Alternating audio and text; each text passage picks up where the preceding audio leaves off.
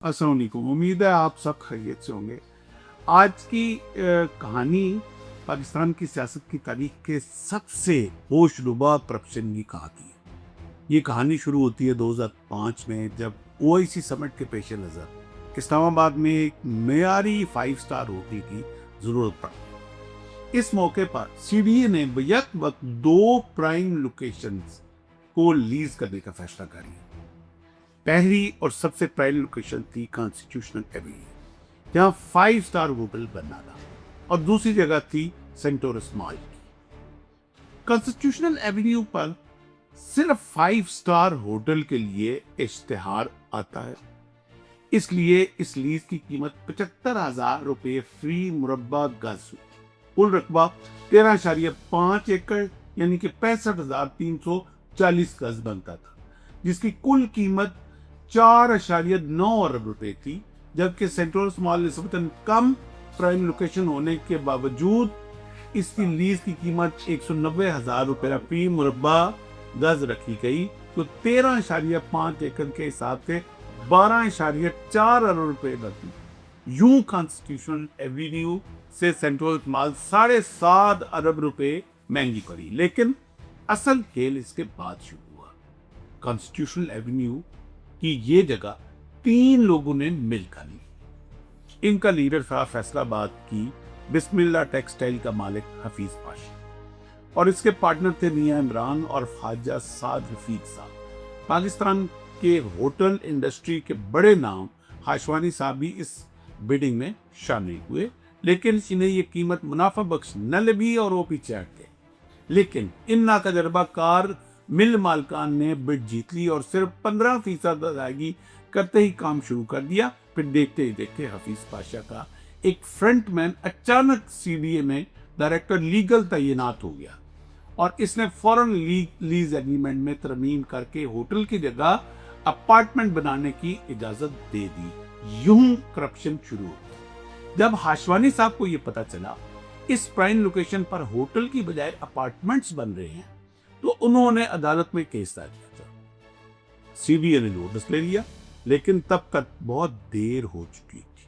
हफीज पाशा ने न सिर्फ ये कि बैंक ऑफ पंजाब से बिलासूद अरबों का कर्जा हासिल कर लिया, बल्कि उसने अपार्टमेंट्स की मार्केटिंग भी शुरू कर दी, जो नॉर्मली ऐसा रियल एस्टेट में होता है।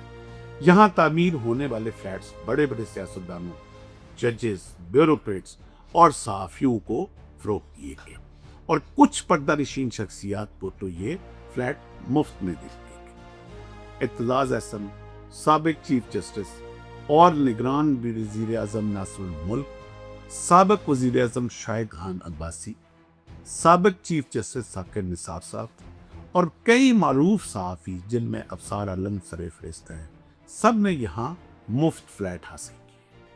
हफीज पाशा ने अपने पार्टनर्स ख्वाजा साद रफीक और मियां इमरान को पैसे देकर अकेले मालिक बनने की कोशिश की, जबकि इसने अभी तक सरकार को सिर्फ 15% रकम अदा की।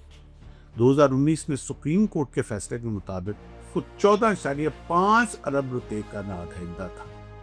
इस जगह 2 बेडरूम का फ्लैट 13.5 करोड़ रुपए में और 3 बेडरूम का फ्लैट 75 से 100 करोड़ रुपए में फरोख्त। कुल 263 फ्लैट्स थे, जिसका मतलब है तकरीबन 34.5 अरब रुपए का कारोबार हो चुका। चंद फर्जशनास पुलिस अफसरान ने इसकी तहकीकात शुरू की, लेकिन जब इन मुफ्त फ्लैट पाने वालों में से एक शाहिद खान अब्बासी वज़ीर आज़म बना, तो उसने इन तमाम अफसरान पर इंक्वायरी खोलकर इन्हें मुजरम बना दिया। लेकिन कुदरत ने एक बार फिर से बकरे की मां कब तक खैर मनाने के मौका दिया, जब मियां शहबाज शरीफ वज़ीर आज़म बने। उन्होंने एक दिलेराना फैसला करते हुए न सिर्फ इंक्वायरी का हुक्म दिया, बल्कि इस गैर कानूनी जगह को वागुजार कराने के अहकाम भी जारी कर। अब अवाम का मुतालबा है कि इन तमाम फ्लैट मालिकान की लिस्ट पब्लिक की जाए, खास तौर पर इन अफराद के नाम सामने लाए जाएं जिन्हें ये फ्लैट मुफ्त दिए थे। जब ये मामला अदालतों में गया, तो जिस जज साहब ने फैसला सुनाया कि फ्लैट मालिकान को मुआवजा दिया जाए, वो खुद भी इन्हीं फ्लैट में से एक के मुफ्त पे मालिक थे कि नहीं, ये सवाल आज भी जवाब है। और जिन सहाफियों ने इस स्कैंडल को छुपाने के लिए कलम उठाने से इनकार किया या फिर उसे मामूली बनाकर करप्शन किया, वो आज भी शोरूम्स की जीनत बनते हैं। क्या ये पाकिस्तानी अवाम के साथ सबसे बड़ा मजाक नहीं कि जिस निज़ाम ने इंसाफ का नाम दिया, उसने खुद इंसाफ को सबसे पहले। जिन लोगों ने मुफ्त में फ्लैट लिए, वो आज भी आबोताब से रह रहे हैं, जबकि अफसरान जिन्होंने सच बोलने की जरूरत की, वो अपने रोजगार से हाथ धो बैठे। ये फर्क है पाकिस्तान में ताकत और कमजोर। और आखिर में वो वक्त आ गया कि हम सब अब अपने ज़मीर की आवाज़। अगर आज हम खामोश रहे तो कल को हमारे बच्चे ऐसे पाकिस्तान में जिएंगे जहाँ कानून सिर्फ कमज़ोरों के लिए और ताकतवर हर चीज़ के मालिक बने। यही वो फ्लैट्स हैं जिन्हें अगर एक एक करके गिराया जाए तो शायद इस मुल्क में ईमानदारी की एक नई सुबह खुली।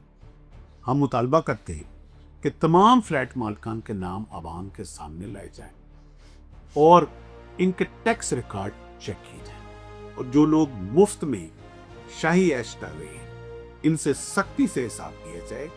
और सिर्फ तभी पाकिस्तान तरक्की करेगा, वरना ये करप्शन का सिलसिला क़यामत तक जारी रहेगा। इसके साथ ही मुझे इजाज़त दीजिए। अपना बहुत सारा ख्याल रखिए। अल्लाह हाफिज़।